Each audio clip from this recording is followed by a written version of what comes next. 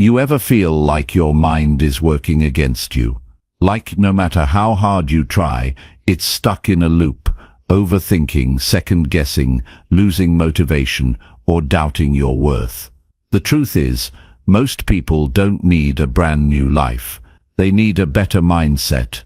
And that shift doesn't come from big, dramatic changes. It comes from simple habits practiced every day, habits that quietly shape the way you think, act, and respond to the world around you. This isn't about being perfect or pretending everything's fine. It's about giving yourself real tools that actually work in the middle of real life. The stuff that helps when you're tired, frustrated, stuck, or just trying to get through another long day. It's about getting honest with yourself, staying consistent, and learning how to show up with clarity and purpose, even when it's hard.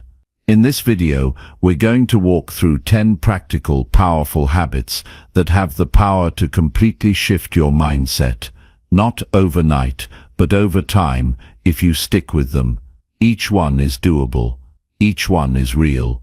No fluff, no hype. Just clear steps to help you get out of your own way, feel more in control, and start building a mindset that actually supports your growth, not blocks it. And here's something worth holding on to. You don't have to fix your whole life at once. You just need to start. One habit, one shift, one honest moment at a time. So if you're ready to stop spinning in circles and start making changes that actually last, stay with me. The path forward isn't out there. It's right here, in the way you think, the way you act, and the way you train your mind to work for you, not against you. Let's get into it. Chapter 1. Start your day early and set clear intentions. There is something powerful about the early hours of the morning. The world is quieter, distractions are fewer, and in those moments before the noise of the day begins, you are gifted with something most people waste: control. When you rise early, you take the reins of your day before life has a chance to pull you in 100 different directions. You give yourself space to breathe, space to think, and space to build. The way you begin your day is not just a routine, it's a reflection of how seriously you take your life. Starting your day early and setting clear intentions is not about becoming perfect or doing more than everyone else. It's about doing what matters before the world asks you to do what doesn't. When you wake up late and rush into your day, you've already lost your chance to lead. You're no longer choosing your path. You're reacting to it. You're not grounded. You're chasing. Your mindset gets cluttered with stress. Your body is tense, and your decisions are made from pressure, not purpose. But when you begin your day with purpose, when you rise early, set your mind right, and give yourself time to reflect, move and plan, you walk into the world with calm and power. You don't just survive the day, you lead it. Waking up early is not about a number on the clock. It's about starting before you're needed by others. It's about claiming that sacred time that belongs to no one but you. It could be 5 a.m. or 6:30 a.m. What matters is that it gives you space. That time should be quiet, free from screens, noise and notifications. This is where your mindset begins to rewire. Not through sudden breakthroughs or big declarations, but through the quiet discipline of showing up for yourself consistently, even when no one is watching. That is where self-respect is built. That is where clarity is found. That is where progress begins. To start early means you must end well the night before. You cannot expect to rise strong if your evenings are filled with chaos, scrolling, or distractions that keep your mind overstimulated. Discipline in the morning starts with discipline at night. You need rest, not just sleep. You need an evening that helps your body wind down and your mind disconnect from the world's noise. So begin to protect your nights. Turn off your devices earlier. Avoid meaningless content. Prepare for rest. Sleep is not a luxury, it's fuel. And without enough of it, your early morning becomes a burden instead of a blessing. Once you rise, the first thing you give your attention to shapes your entire mindset. If the first thing you do is check messages, emails, or social media, your brain instantly shifts into reaction mode. You're no longer in control, you're responding. And most of those inputs are not designed to make you feel calm or focused. They're designed to stimulate and distract you. That's why your first moments must be intentional. Start with silence. Start with breathing. Start with something that grounds you. Maybe it's sitting in stillness. Maybe it's prayer. Maybe it's reading something thoughtful. Whatever you choose, make sure it's feeding your mind, not draining it. After you've given your mind space to wake up without noise, begin setting your intention. This is more than just making a to-do list. This is about deciding who you want to be today. Ask yourself what kind of energy you want to bring into the day. Do you want to be calm, focused, strong, patient? Then write that down. You must decide what you will bring into the world before the world brings its chaos to you. Intentions are anchors. They remind you what matters when everything else tries to pull you away. Next, identify what you need to do today that truly moves you forward. Not the endless list of tasks that feel urgent but change nothing. Choose the one or two things that actually matter. Things that are aligned with your goals, your growth, and your peace of mind. Make these your priority. When you set your intention around these, your energy will be more focused and your time will be better spent. This is how progress happens, not through doing everything, but through doing the right things with clarity and consistency. Physical movement is another essential part of an intentional morning. Your body and your mind are deeply connected. When your body is stiff, your thinking is slower. When your energy is low, your motivation drops. So even 10 to 15 minutes of stretching, walking, or light movement can completely change how you feel. It's not about building the perfect workout. It's about waking up your system, getting blood flowing, and sending a signal to your brain that you are alive, alert, and in motion. You don't need a gym, you just need the willingness to move. Journaling in the morning is another powerful tool to build clarity and purpose. You don't have to write for an hour. Just a few sentences about what you're thinking, how you're feeling, or what you're aiming for can shift your entire mindset. When you write things down, you remove the fog. Your thoughts become clearer.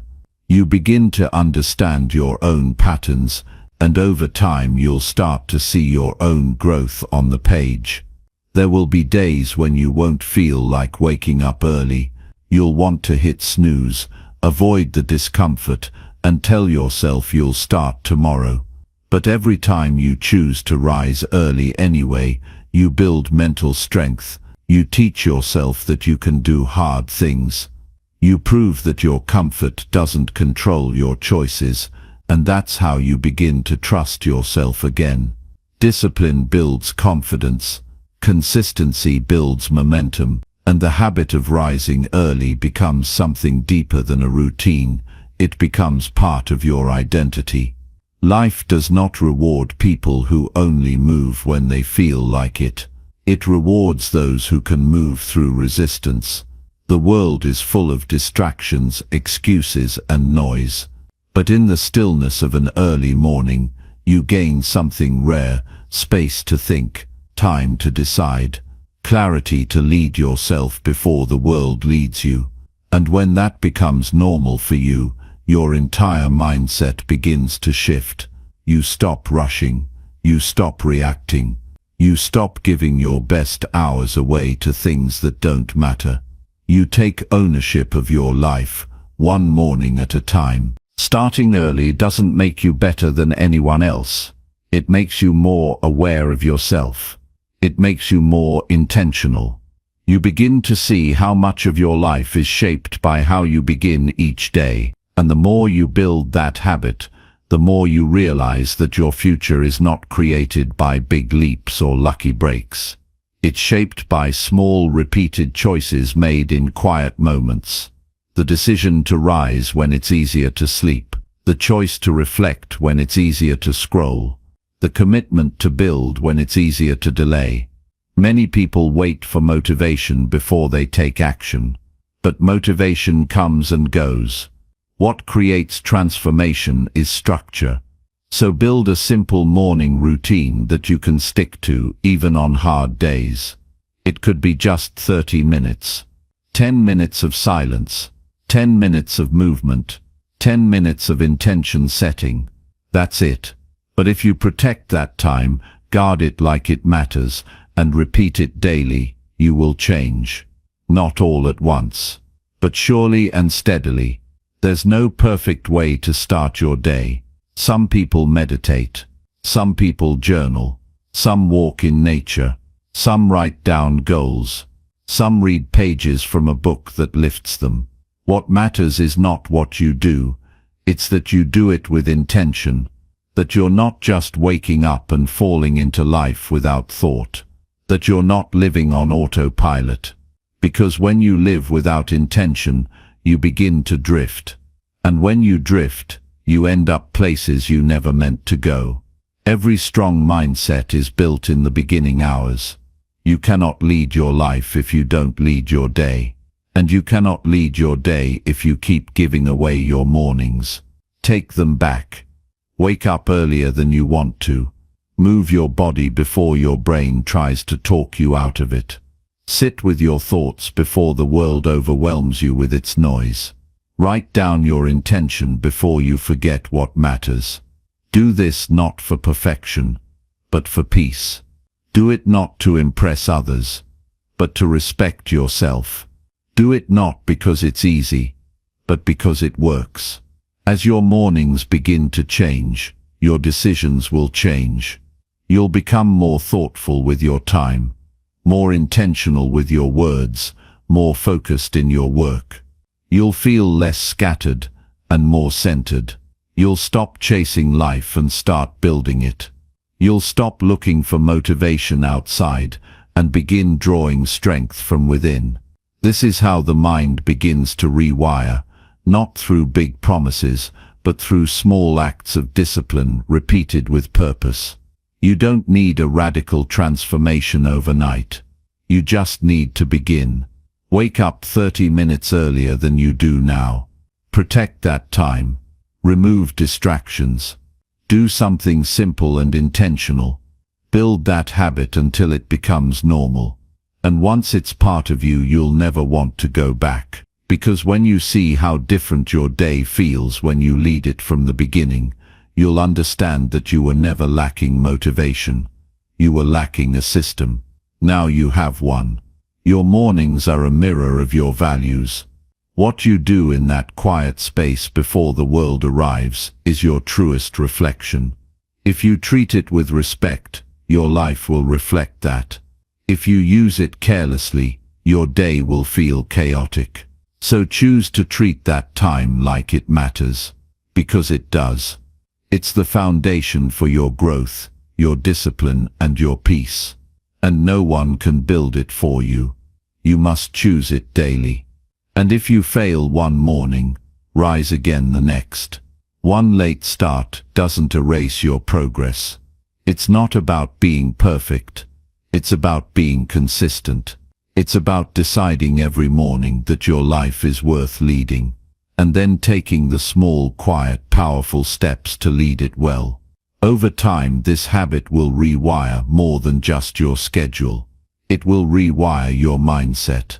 It will teach you that you are capable of discipline, worthy of clarity, and responsible for the life you want to create.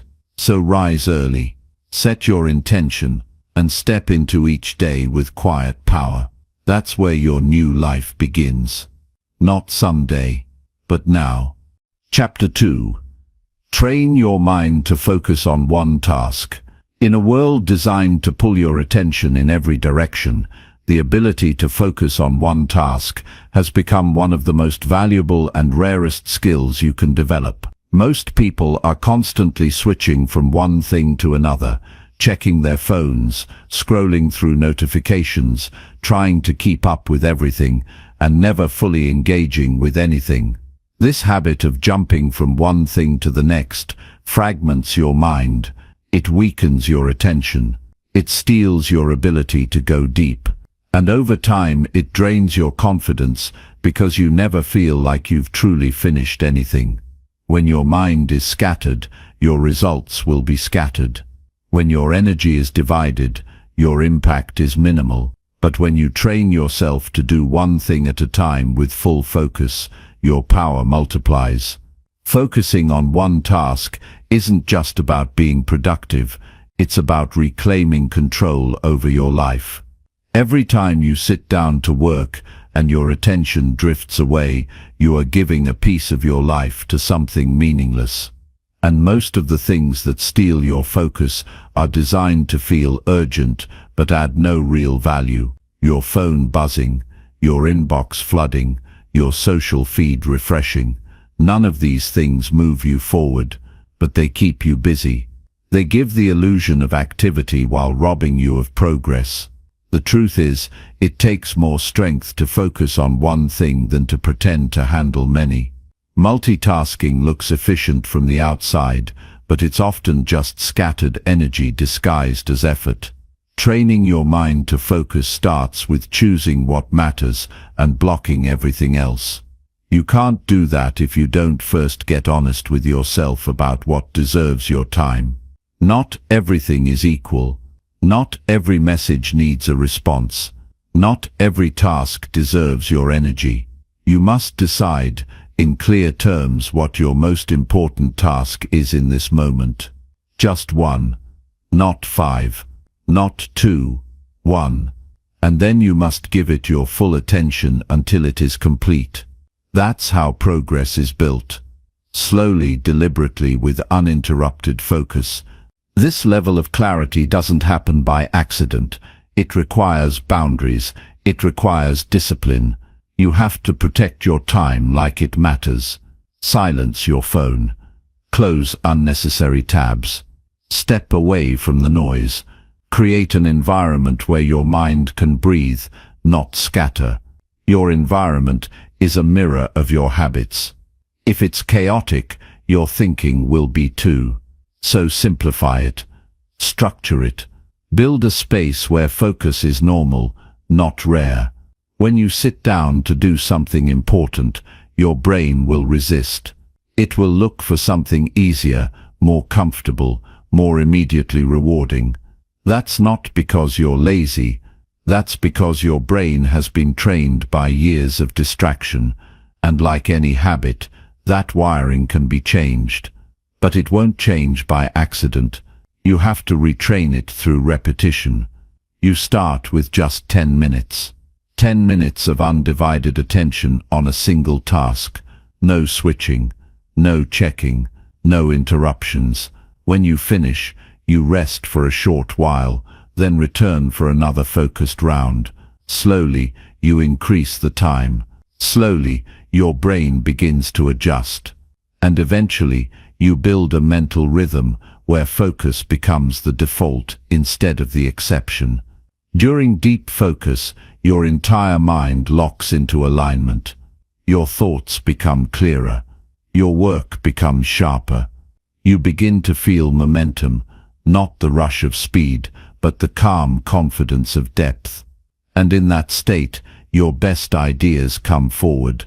Not because you chased them, but because you created the silence where they could surface. Most people never reach that depth because they're constantly starting and stopping, constantly switching and scanning.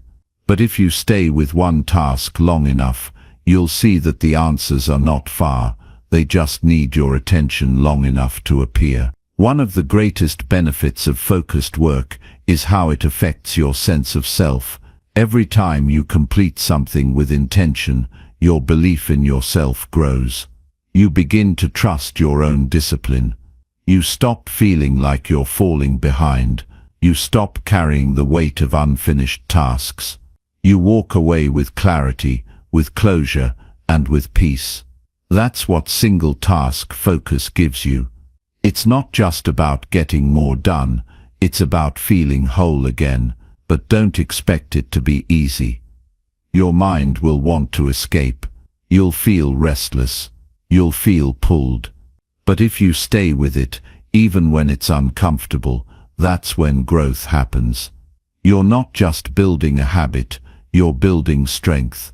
Mental strength. The strength to stay still when everything urges you to move. The strength to go deep when the world keeps telling you to skim. The strength to lead yourself, not follow every impulse. The people who achieve lasting success in life are rarely the busiest. They are often the clearest. They know what matters, and they do it fully. They don't allow distractions to dictate their day. They don't wear busyness as a badge. They value their time because they value their goals. And they've learned that the most powerful work is not done through scattered effort, it's done through focused intention. Start by choosing just one task each day to give your full attention. Mark it as your most important. Create the space for it. Remove distractions before they start, and then commit. Not until you get bored, but until you're finished. Whether it takes 30 minutes or 3 hours, stay with it. That single act, repeated daily, will reshape your life. You'll begin to notice you get more done in less time. You'll feel more control. You'll find more energy. Because nothing drains your mind like constant switching, and nothing restores it like deep focus. If your focus slips, don't get frustrated. Return to the task gently. It's not about perfection, it's about persistence. The more often you return, the stronger the habit becomes, and with each return, your capacity grows. Eventually your mind will crave that level of presence. You'll start to notice how shallow distractions feel, how much time they waste, and you'll choose depth instead. Train your focus like you would train a muscle, with effort, with consistency, with patience.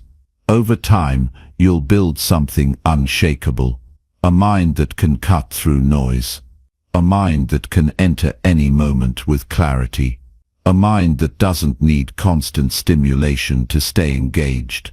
That kind of mind is rare, but it is possible, and it begins with one simple habit: do one thing at a time, and do it fully. Chapter 3. Speak kindly to yourself in every situation. The way you speak to yourself shapes the foundation of your entire mindset. Every thought you repeat becomes a message your brain learns to believe. If those thoughts are filled with criticism, judgment, and negativity, then over time you will internalize those messages as truth. You'll begin to see yourself through the lens of your harshest words, not your actual efforts or potential. Most people don't even realize they're doing it. They go through the day with a voice in their head that questions every step, doubts every idea, and replays every mistake. That voice, if left unchecked, slowly chips away at your self-worth. Choosing to speak kindly to yourself is not about being unrealistic or ignoring your flaws.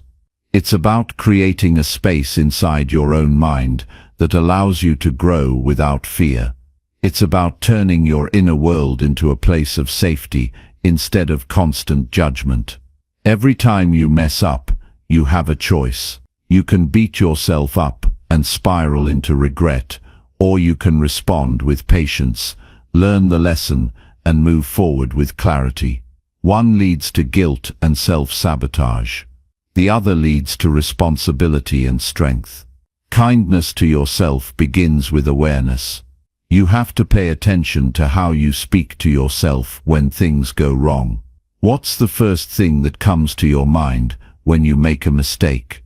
If it's something harsh, something you wouldn't say to a friend, then you've uncovered a pattern that needs to change.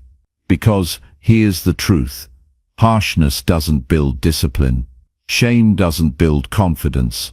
Growth does not happen through punishment.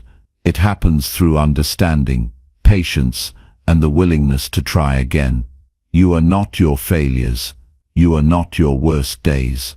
You are a person in progress, and progress requires room to fall without fear of self-attack. That room is created when you learn to speak with compassion.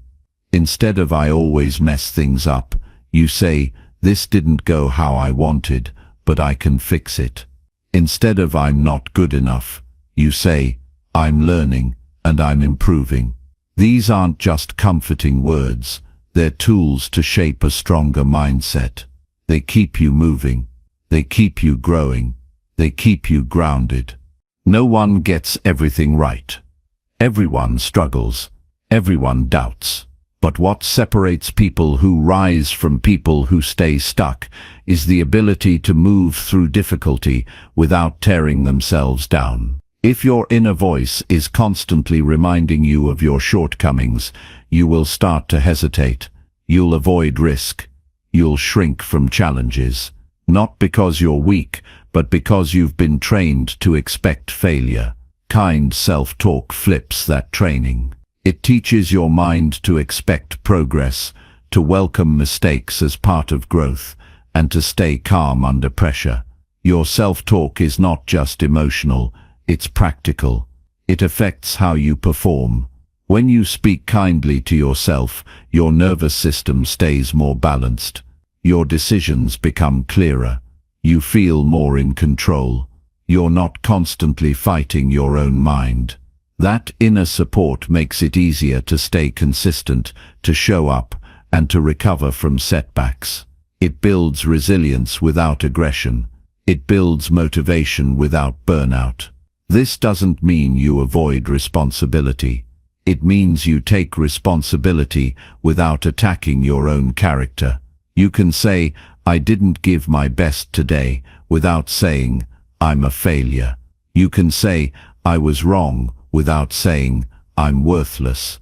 Separating behavior from identity is one of the most powerful mindset shifts you can make. It allows you to correct your course without damaging your confidence. It allows you to improve without shame. One of the reasons people struggle to speak kindly to themselves is because they've been taught that harshness equals strength. They think being hard on themselves makes them more disciplined. But harshness without wisdom just leads to fear. Fear leads to hesitation, and hesitation kills momentum. True strength is being able to face your flaws without turning against yourself.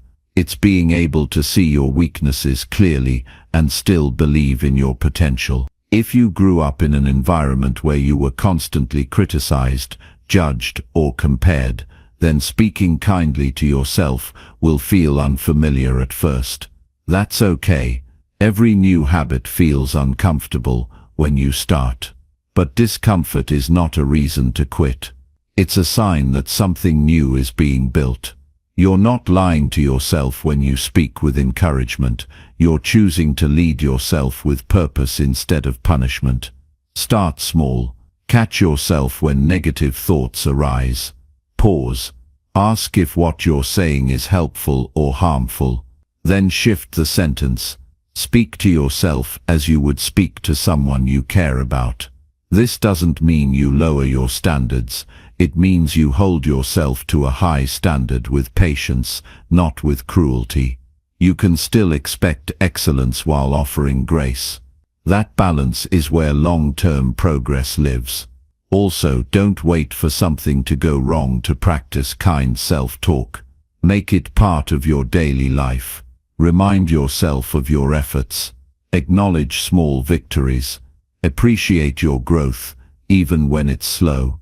These moments reinforce the belief that you're making progress, and the more often you hear that voice of encouragement in your own mind, the easier it becomes to stay motivated, even during difficult days. Speaking kindly to yourself is one of the most important forms of self-respect. It shows that you value your own effort. It shows that you're not working against yourself. It gives you the inner strength to keep going when things are hard. And over time, it becomes your default. You start to trust your ability to adapt. You stop fearing failure. You start showing up with more peace and more power. This habit won't change your life overnight. But if you keep practicing it, if you keep catching those harmful thoughts and replacing them with honest, constructive ones, you will notice a shift, not only in how you feel, but in what you're able to achieve. Because when your mind becomes a place of support, you stop wasting energy on self-doubt. You use that energy to move forward. You become your own source of strength. And that kind of strength is unshakable. Chapter 4. Practice gratitude daily. No matter what happens, gratitude is not something you feel only when life goes your way. Real gratitude is a daily choice that transforms your mindset regardless of your circumstances. When you train your mind to search for what's good, even when life feels hard, you begin to build emotional strength that doesn't depend on perfect conditions. It's easy to be thankful when everything works out, but the kind of gratitude that changes your life is the one that stays with you when things fall apart. This kind of habit doesn't come naturally to most people because we're wired to notice problems. The brain is always scanning for what's wrong as a way to protect us, but that survival instinct can also make us overlook what's going right. Every day you wake up is an opportunity. No matter how tired you are, no matter how much stress you're carrying, the fact that you are still here means there's something you can do with this moment. Gratitude starts there. It starts by acknowledging that being alive is not guaranteed. When you open your eyes in the morning and remind yourself that you still have a chance to learn, grow, and rebuild, you begin to see your day differently. You stop taking time for granted.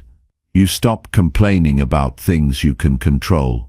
You begin to direct your focus toward what adds value, not what drains it. The key to practicing gratitude is consistency. You don't wait for a special moment to feel grateful. You create the moment. You pause in the middle of an ordinary routine and look closer. Maybe it's the warm water on your skin during a shower. Maybe it's the taste of your first sip of coffee. Maybe it's the sound of someone you love laughing in the background. These are the things that go unnoticed when your mind is rushing or focused only on stress. But when you slow down and pay attention, you'll realize how much beauty still exists around you. And once you start noticing it, your brain begins to look for more. Gratitude is also a way to calm the mind. When you focus on what's missing, you create anxiety. When you focus on what you already have, you create peace. That shift doesn't erase your problems, but it gives you the strength to face them without being overwhelmed. It's not about ignoring what's wrong. It's about reminding yourself that not everything is falling apart. Gratitude keeps you balanced. It reminds you that while life can be difficult, it is not empty. There is always something to appreciate, even if it's just the ability to keep going.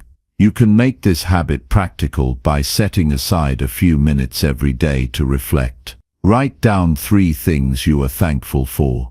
Keep it simple. Some days it will be something big. Other days it will be as small as a quiet moment or a kind word. Don't judge the size of the blessing. What matters is that you're training your mind to recognize value.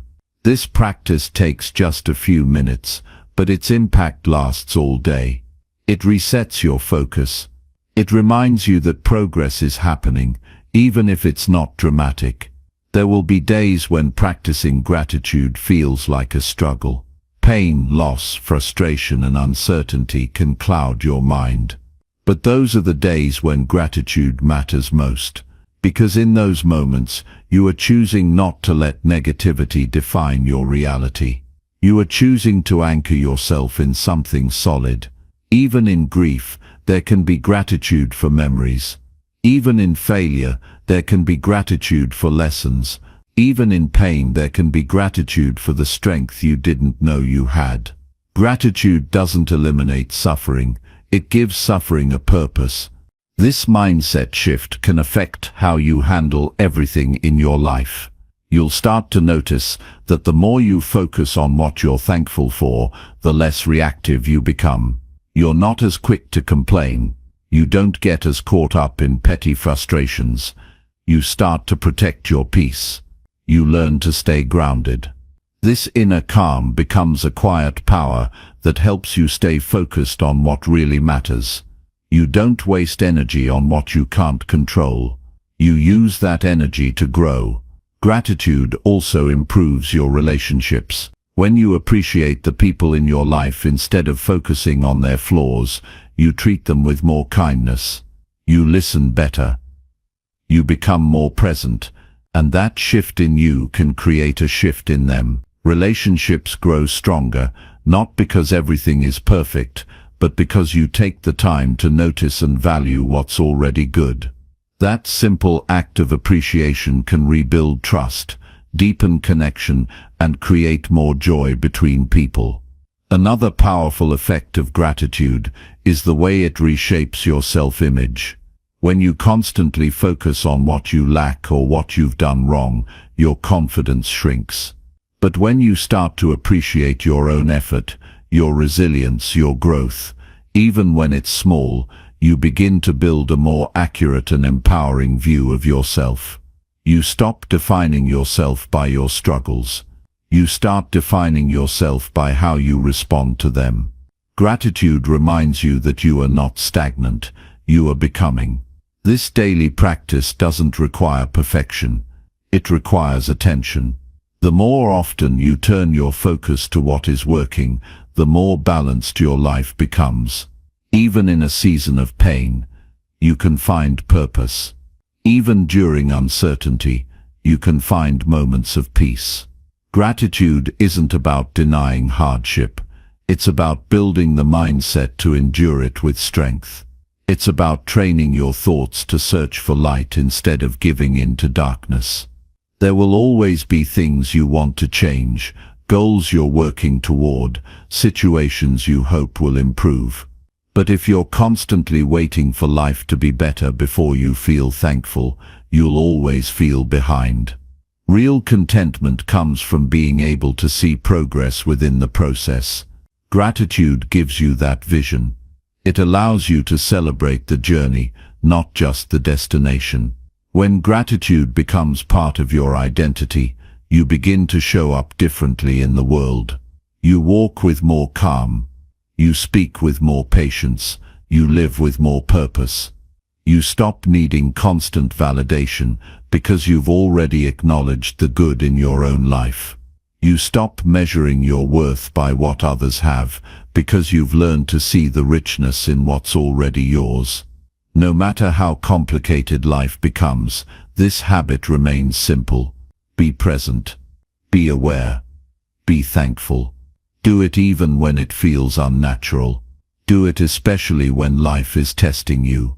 Over time, gratitude will not only change the way you think, it will change the way you live. And that change will become the foundation for everything you build. Chapter 5. Take full responsibility for all your choices. There is a clear line between blaming the world for your struggles and taking responsibility for how you respond to them. That line defines the quality of your life. The moment you stop making excuses and start owning your decisions, everything begins to shift. You stop waiting for someone else to change your life. You stop giving away your power to circumstances. You stop living passively and begin to act with purpose. The truth is, every decision you've made has led you to where you are. And while not everything that happens is your fault, how you choose to respond to it always is. Taking full responsibility is not about guilt. It's about growth. It's not about shame. It's about freedom. When you take responsibility, you take control of your direction. Most people struggle because they avoid responsibility. It's easier to point fingers, to explain away failure by blaming your past, your environment, or other people. But as long as you believe someone else is responsible for your life, you will remain stuck. You will wait for others to fix what only you can change. That mindset weakens you. It keeps you in a cycle of helplessness. Responsibility, on the other hand, wakes you up.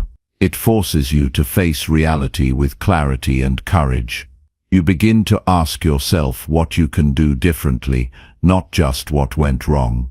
Every time you blame something outside yourself, you delay your own progress. You waste time and energy looking for reasons to avoid change. But when you accept that your life is the result of your choices, you realize you can choose something new. You don't have to keep repeating the same patterns. You don't have to stay stuck in the same habits.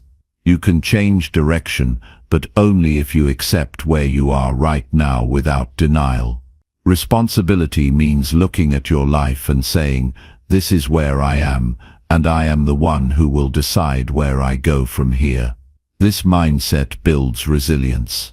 When you stop outsourcing responsibility, you become more mentally tough. You stop falling apart every time something doesn't go as planned. You stop blaming the economy, your parents, your partner, or your boss for your lack of progress. Instead, you focus on what is within your control, your habits, your effort, your thinking. That's where change happens. That's where real confidence is born. Not in wishing the world would be easier, but in becoming stronger within it. It takes honesty to take responsibility. You have to be willing to look at your own patterns and admit when you've made choices that didn't serve you. That kind of honesty is not comfortable, but it is necessary. Until you're willing to own your part, you'll keep repeating the same story. You'll keep blaming the same people. But the moment you say, "I made that choice and now I choose differently," you break the pattern. You don't have to be perfect, you just have to stop lying to yourself.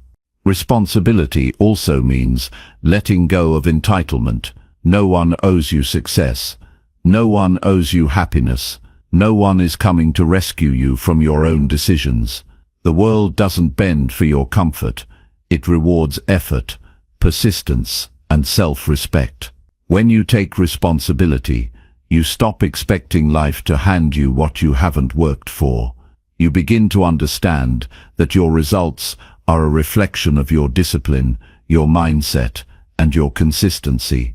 If you don't like your results, change your approach, but don't waste time feeling sorry for yourself.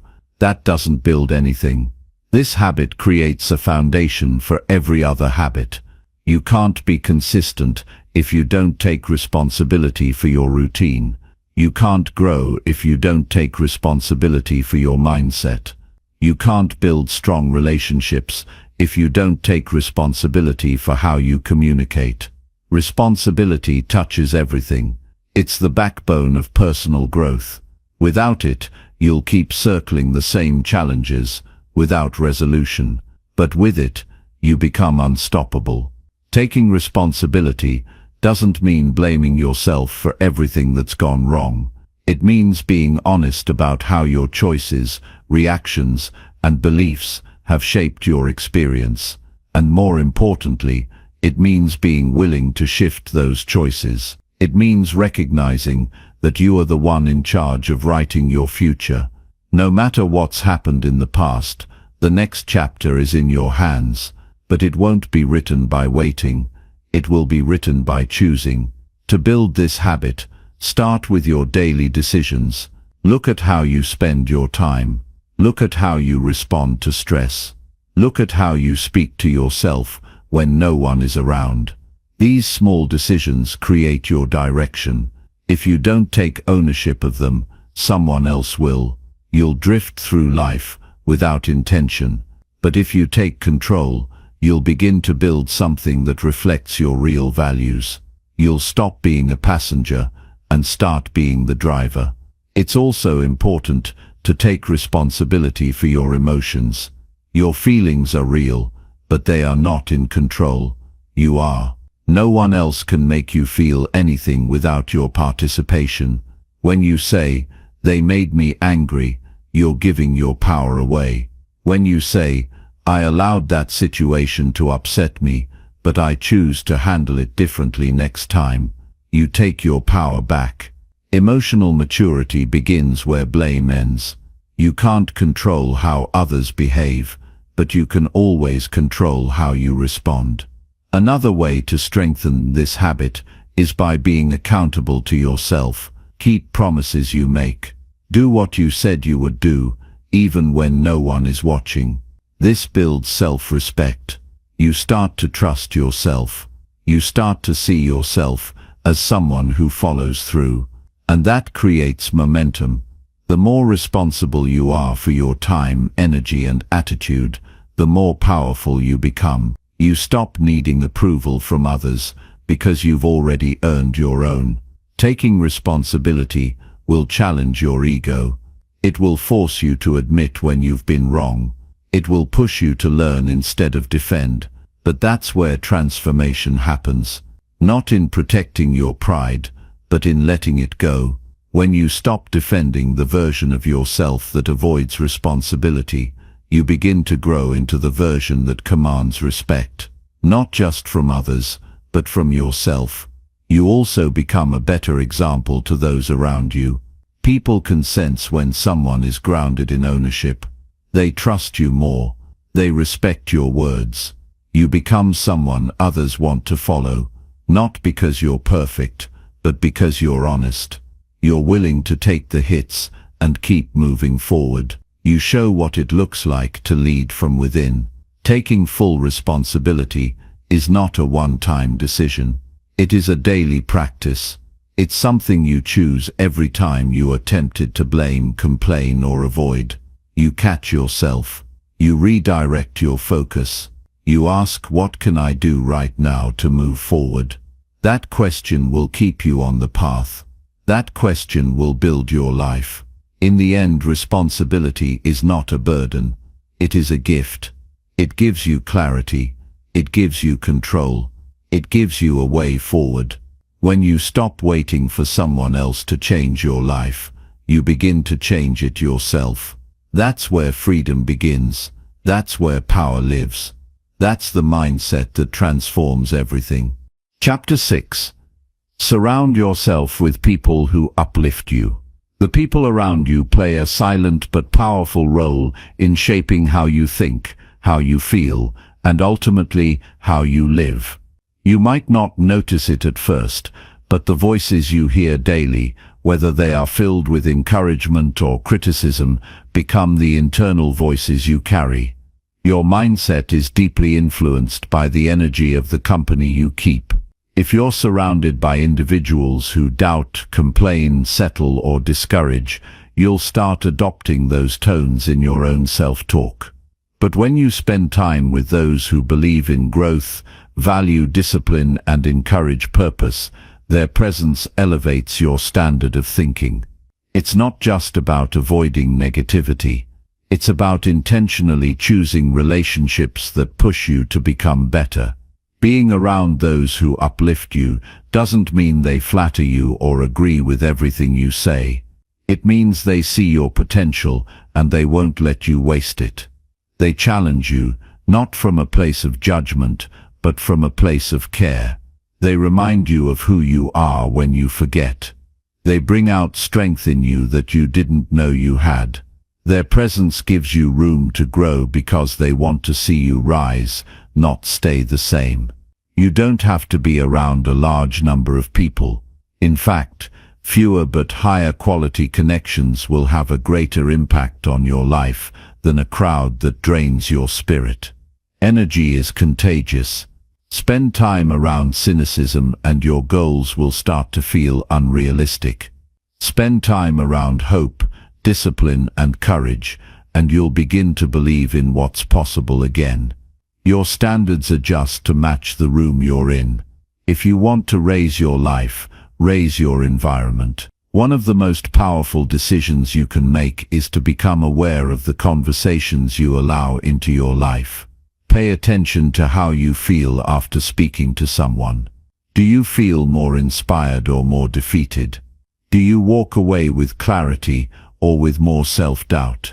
People reveal who they are, not just in what they say, but in what they normalize. If someone constantly jokes about mediocrity, avoids growth, and encourages comfort over effort, they are shaping a mindset that will eventually influence your own. That influence may be quiet, but it is real.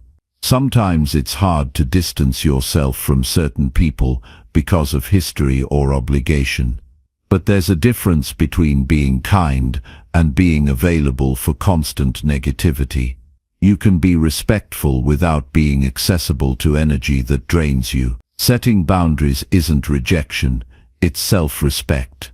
When you protect your mental space, you create room for voices that align with your values. You create an inner circle that supports your progress, not your stagnation. And uplifting people aren't just cheerleaders, they are mirrors. They reflect back your progress when you overlook it. They remind you of your strength when you feel like giving up. They don't let you settle because they know what you're capable of. They speak truth into your doubts and remind you that discipline, not perfection, is what matters. They walk the path of growth themselves, so being around them doesn't just feel good, it keeps you accountable. Their actions speak louder than words, and just witnessing their consistency raises your own. Finding people like this requires clarity about what you value. You can't attract what you don't recognize.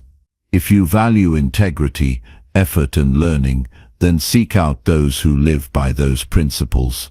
Look for conversations that build you. Look for environments that challenge you in healthy ways. It's not about being around perfect people.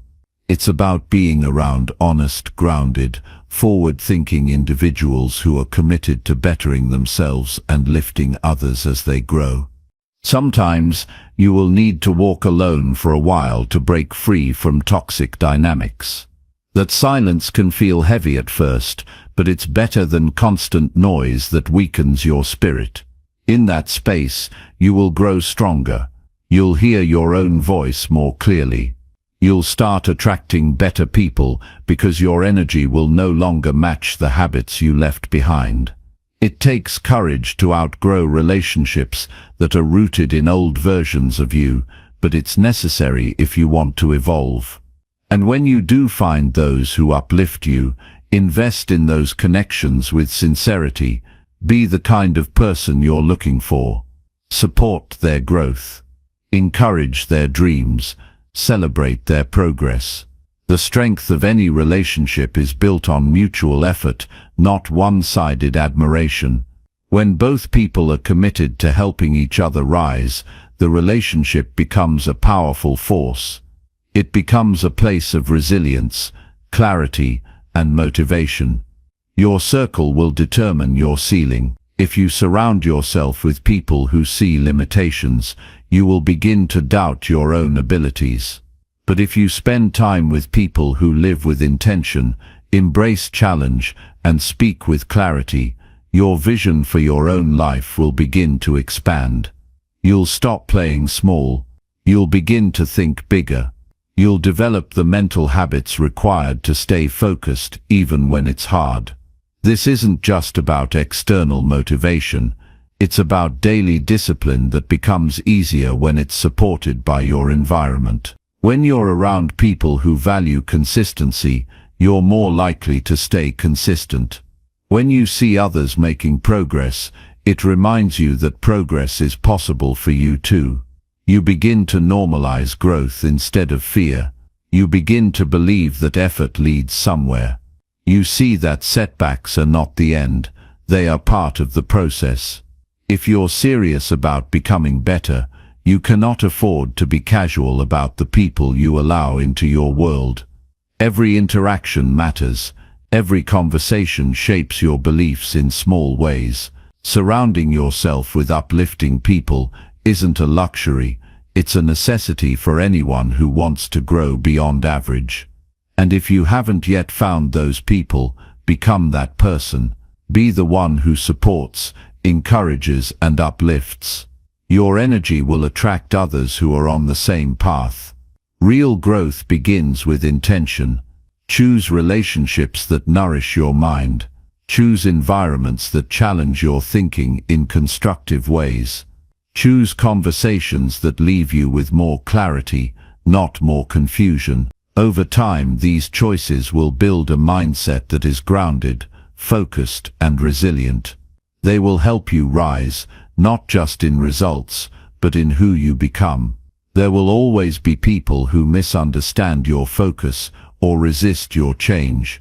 Don't let their opinions shrink your vision. The people who are meant to walk with you won't be threatened by your growth. They'll be inspired by it. Keep your standards high, not because you're arrogant, but because you know your time and energy shape your future. Choose wisely, and your environment will help you rise far beyond what you thought was possible. Chapter 7. Learn something new every single day. Learning is not limited to classrooms, lectures, or degrees.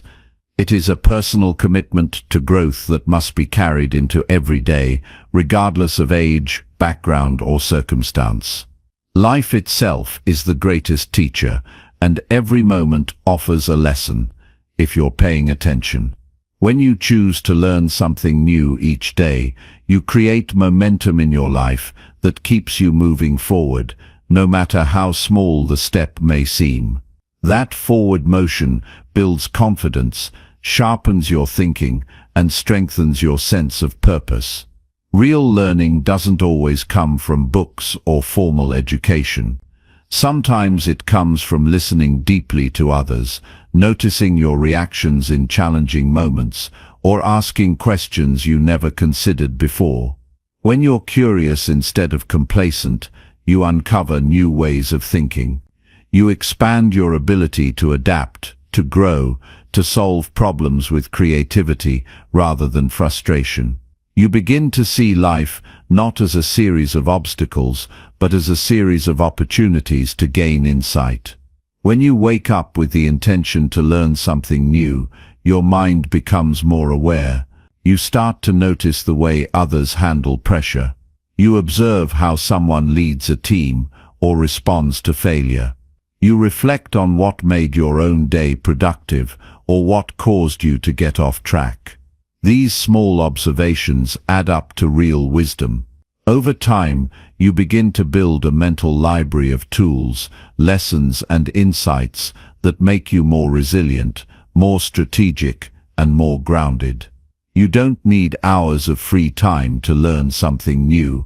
All you need is the willingness to stay present and open. A few minutes of focused reading, a meaningful conversation, a documentary, a new skill, a lesson from your mistakes. These are all forms of learning, even failure. When viewed correctly, becomes a teacher. It shows you what doesn't work, so you can adjust and move forward with greater clarity. The key is to approach each day as a student of life, not an expert who already knows everything. Arrogance closes the door to learning. Humility keeps it open. When you acknowledge that there is always more to understand, you naturally seek out new knowledge. You ask better questions. You explore unfamiliar topics. You step out of the narrow hallway of routine and into the vast world of possibilities. Learning daily also helps you handle uncertainty. The more you know, the more flexible you become. You no longer rely on luck or wait for ideal conditions. You start taking responsibility for your own development. You stop blaming your past, your environment, or other people for your lack of progress. Instead, you look inward and ask what you can do better, what you can learn, and how you can improve. That mindset is what separates those who grow from those who remain stuck. When you make learning a habit, your conversations become richer. Your thoughts become more precise.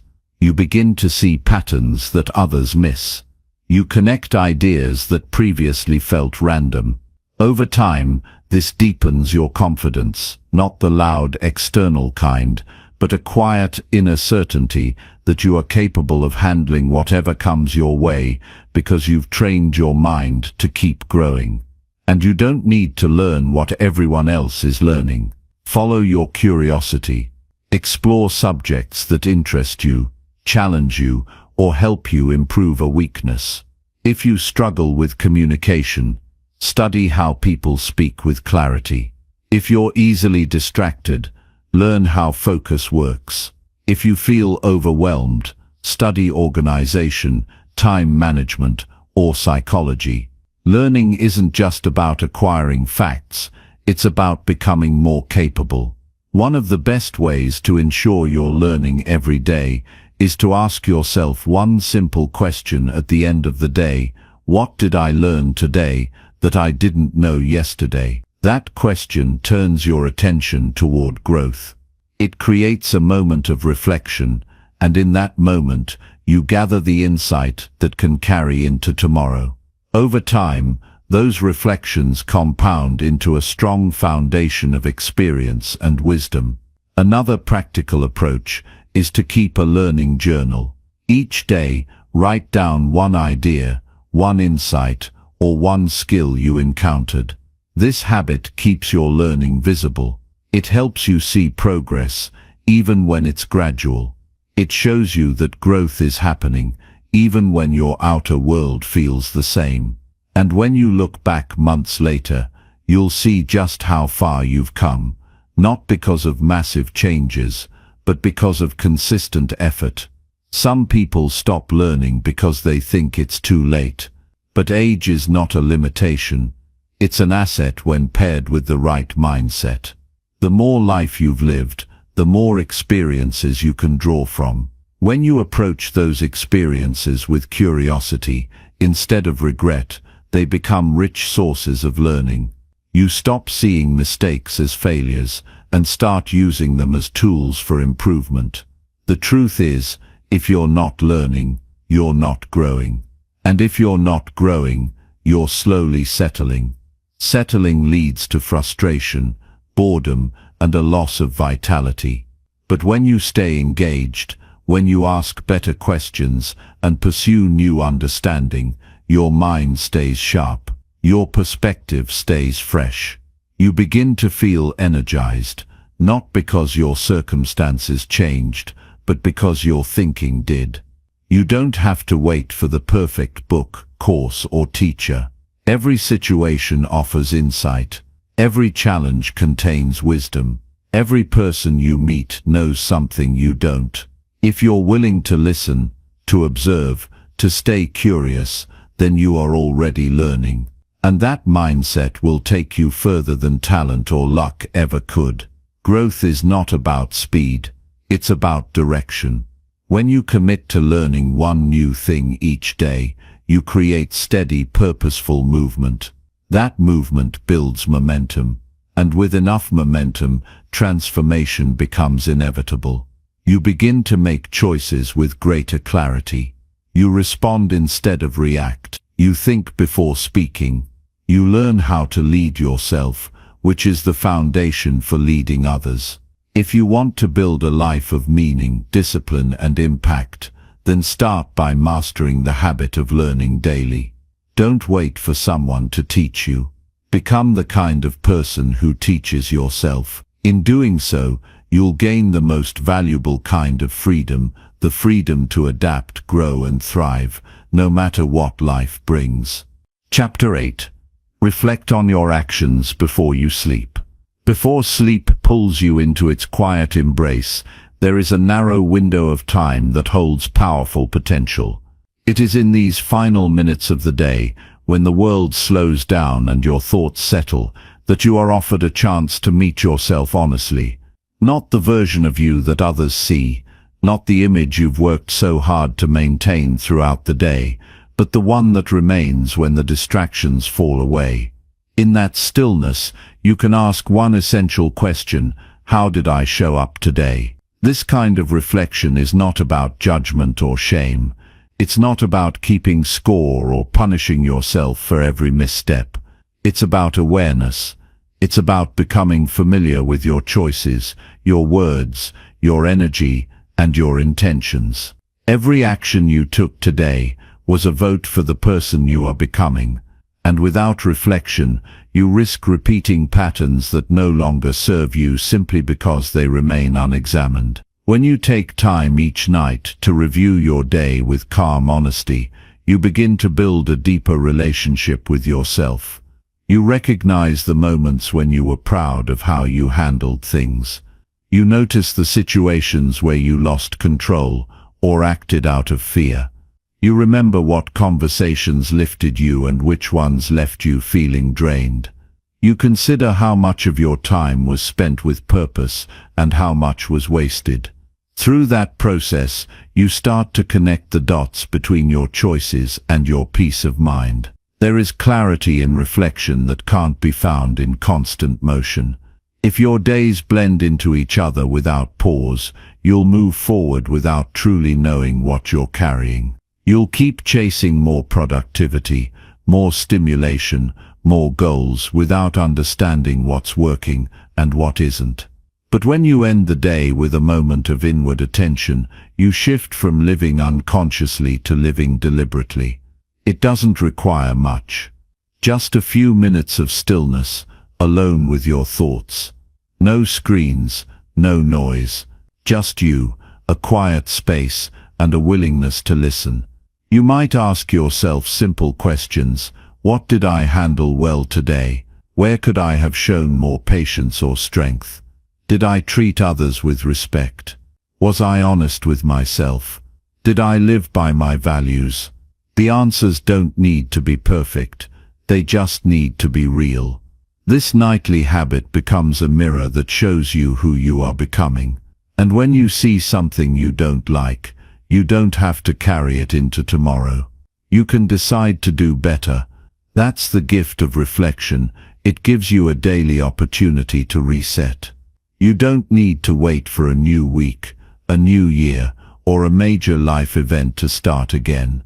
Every night you can choose to learn from the day behind you and prepare for the one ahead. Reflection also helps you slow down enough to recognize progress. Too often, growth happens so gradually that we miss it.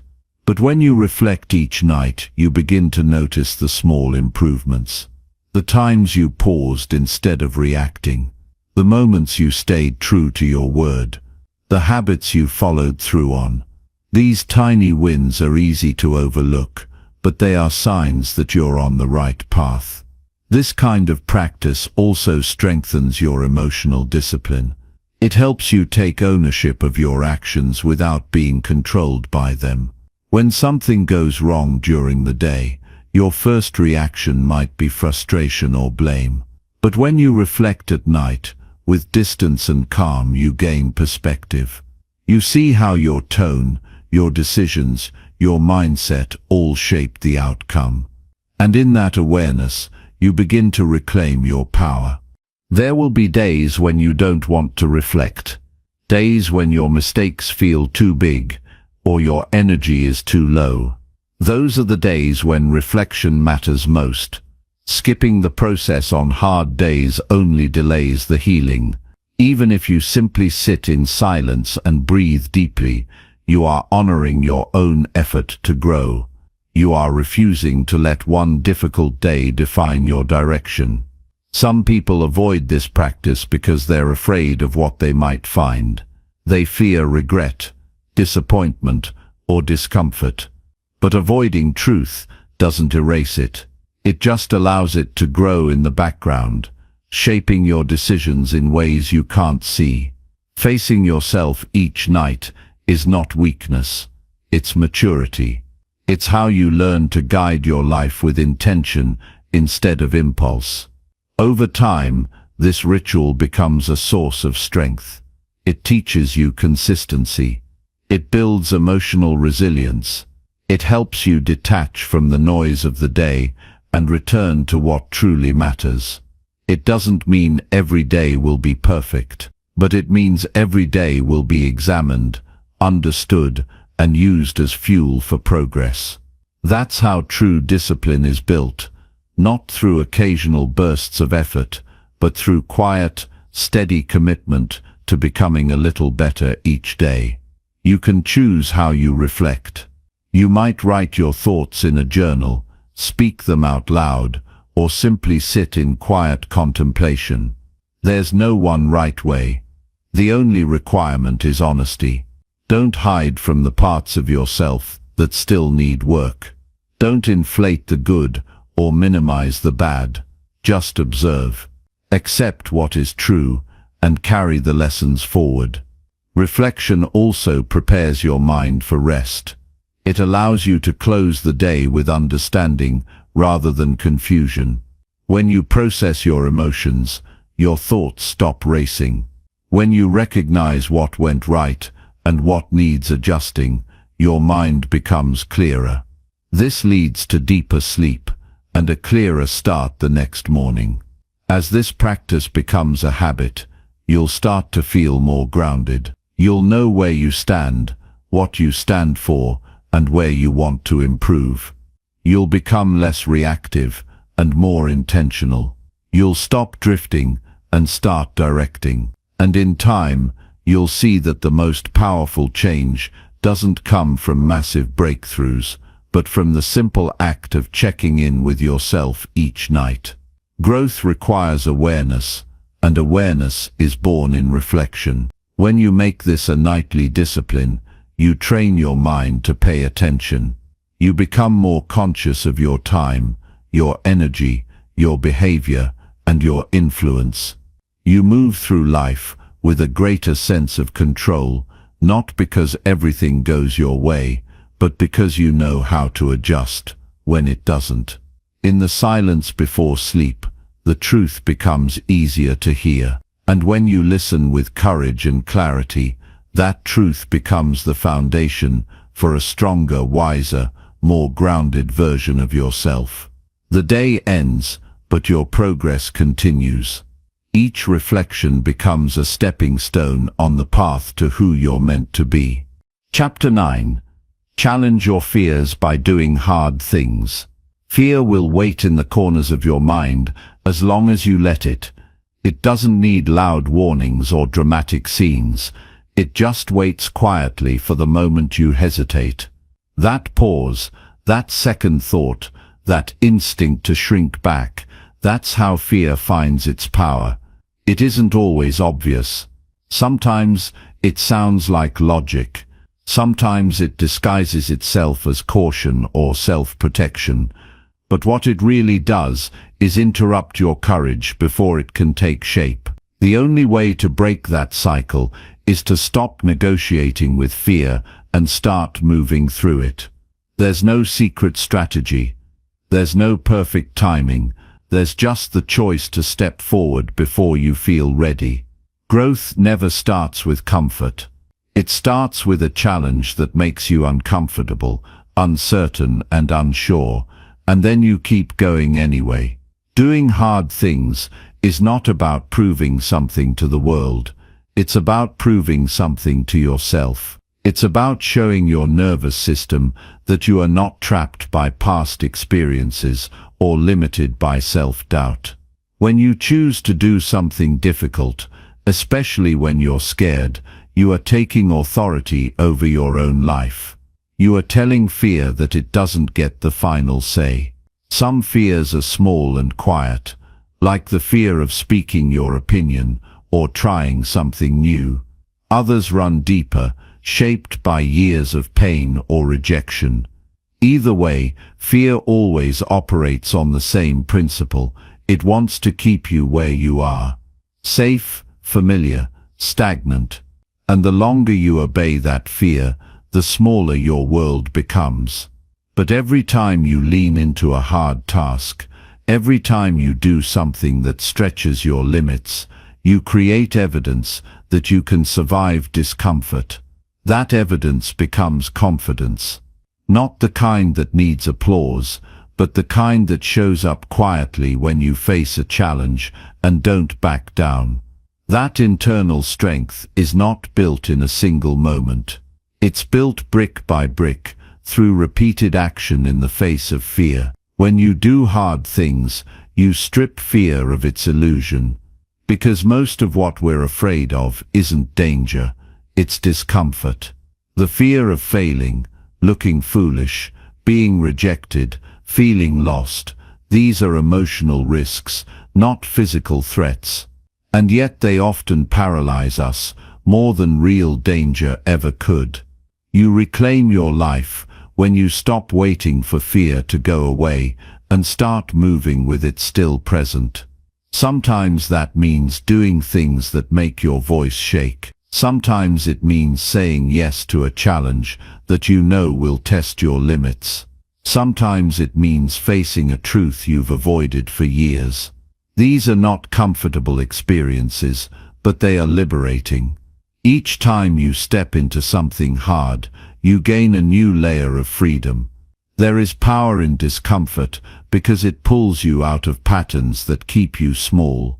You begin to see that fear doesn't mean stop. It means pay attention. It means you're entering new ground, and new ground is where growth lives. Familiar ground might feel safe, but it rarely changes you. It rarely builds strength or teaches discipline. There will be moments when everything in you wants to turn around, when fear whispers all the reasons you should stay where you are. But that moment, right there, is where strength is born. Not when you finish, not when it gets easier, but right at the point when you feel like stopping, and you choose not to. That moment rewrites your identity. That moment makes the next hard thing a little easier. Doing hard things also teaches you humility, because not every attempt will go the way you planned. You'll fail sometimes.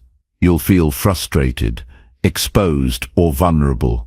But even in failure, you win, because you learn, you grow, you discover where your weaknesses are, and then you work on them. You become more resilient, not by avoiding difficulty, but by learning how to recover from it faster and with greater wisdom. Courage is not the absence of fear, it's the decision to act in spite of it, and that decision must be made repeatedly. Every day presents you with small and large opportunities to be brave, to speak up, to take the first step, to admit what you want, to try something uncomfortable. The more often you accept those invitations, the less grip fear has on your life. Doing hard things doesn't mean seeking struggle for its own sake. It means being willing to face what is difficult instead of avoiding it. There's a difference between hardship and harm. You don't need to suffer needlessly, but you do need to grow intentionally. And real growth almost always demands challenge. Your mind will resist at first. It will try to talk you out of it. It will come up with 100 reasons why now is not the time. But you must train your mind to follow your vision, not your comfort. That requires discipline. It requires you to become your own coach, to recognize when fear is speaking, and to choose progress anyway. You will be surprised by what you can handle when you stop underestimating yourself.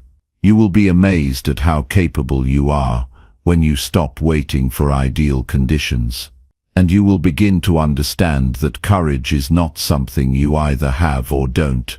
It's something you build through practice. The people who grow the most are not the ones with the easiest paths. They are the ones who keep stepping into difficulty with their eyes open. They are the ones who understand that pain can be a teacher, not just a punishment. They are the ones who use discomfort as a guide, not a barrier. Every time you choose to do the harder thing, every time you say yes to growth instead of fear, you shift the trajectory of your life. You widen your possibilities. You expand your limits.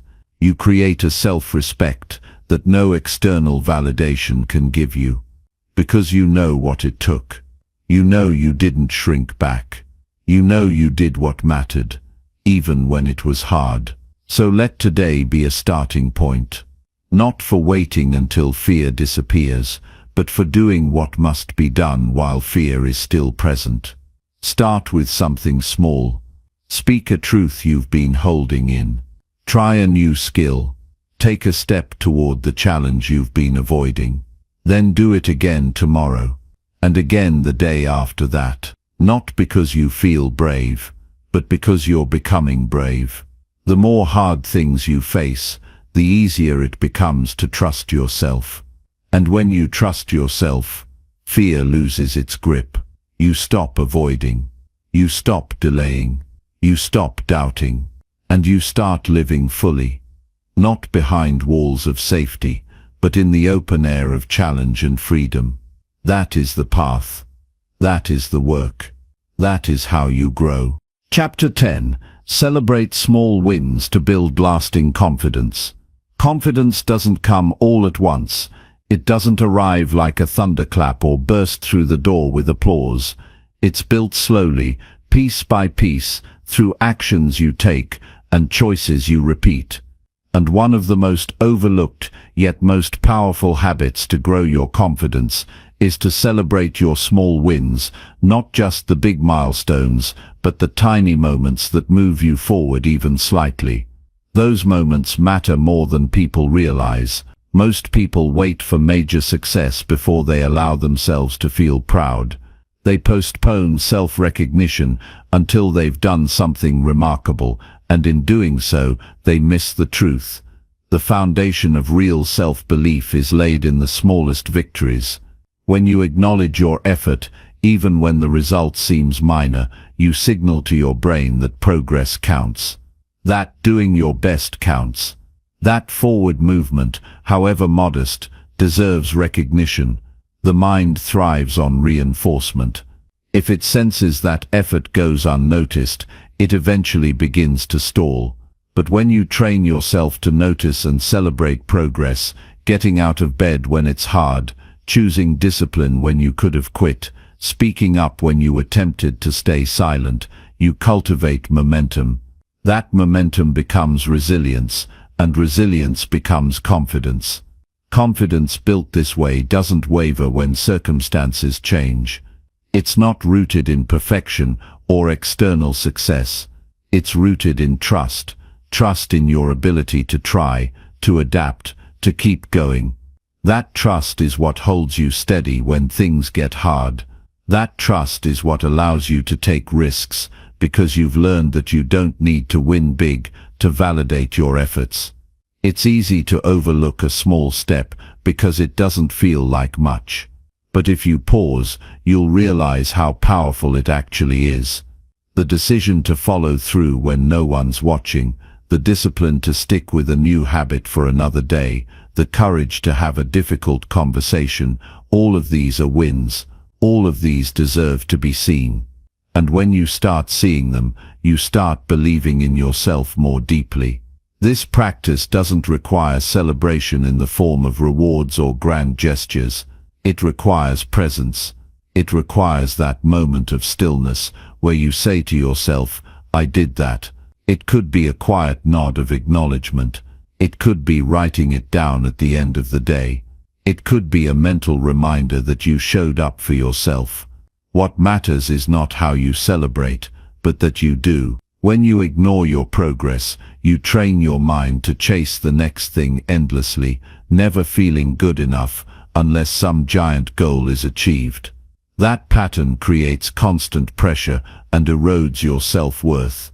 But when you anchor your attention to what's working, what's improving, what's growing, you create internal stability. You teach yourself to appreciate effort, and that appreciation builds emotional stamina. There is a shift that happens when you start to recognize the wins you once dismissed. You begin to see how far you've come. You realize that what once felt difficult is now second nature, and that realization fuels even more growth. It's not arrogance. It's not about pretending everything's perfect. It's about honoring the fact that you're trying, and that trying consistently is not a small thing. Everyone has a different starting point. Some people are rebuilding after loss, some are starting over after failure, some are moving forward through fear, shame or doubt. In all of these situations, small wins are essential because they're the signs that you're moving. They're the proof that you're not standing still. When life feels heavy, one good decision, no matter how small, is a triumph. Confidence doesn't require loudness. It's not about dominating a room or impressing people. It's about self-assurance. It's about knowing, deep inside, that you are capable of moving through life's complexity with courage and intention. That knowing is built every time you follow through on something you once doubted you could do. Every time you keep a promise to yourself. Every time you notice your own effort. This is why it's so critical to define success in ways that empower you. If success is only measured by giant accomplishments, you'll rarely feel good about yourself. But if success includes the quiet, consistent actions, the early mornings, the deep breaths, the honest efforts, then you'll always have something to celebrate. And the more you celebrate, the more confident you become. There will always be voices that tell you it's not enough, that you should be further ahead, that someone else is doing better. But those voices lose their power when you are grounded in your own progress. When you've trained yourself to recognize your growth, you no longer need comparison to feel worthy. You no longer wait for permission to feel proud. This practice also reshapes how you recover from setbacks. Because if you're only focused on the final result, any detour can feel like failure. But when you're anchored in daily wins, a tough day doesn't erase your progress, it simply becomes part of the process. You can face it with patience instead of panic. You can reflect without harsh judgment. The confidence you build from small wins is stable because it's based on real experience. You don't have to fake it. You don't have to pretend. You know from repeated action that you can handle difficulty, that you can show up, that you can move forward. That's not hype. That's real. And that's what gives you quiet strength. There is something powerful about creating a habit of reflection, taking time, even just a few minutes a day, to ask yourself, what did I do well today? Where did I show effort, even if it was uncomfortable? What am I learning about myself as I keep moving forward? These questions shift your perspective. They pull your attention out of what's missing and anchor it in what's working. This is not about ignoring problems or avoiding growth. It's about building the kind of confidence that can withstand both success and struggle. It's about knowing that every single step matters and that consistency builds self-respect. When you practice this daily, confidence becomes a natural outcome, not something you chase or fake. You don't need external validation to start. You just need to decide that your effort matters. You need to choose to believe that growth deserves recognition at every stage. And once you start seeing your wins, you'll see more. You'll start noticing moments of courage, patience and integrity that once went unnoticed. And with each of those, your belief in yourself will grow stronger. So don't wait. Don't brush off your progress because it doesn't seem big enough. Don't postpone your pride.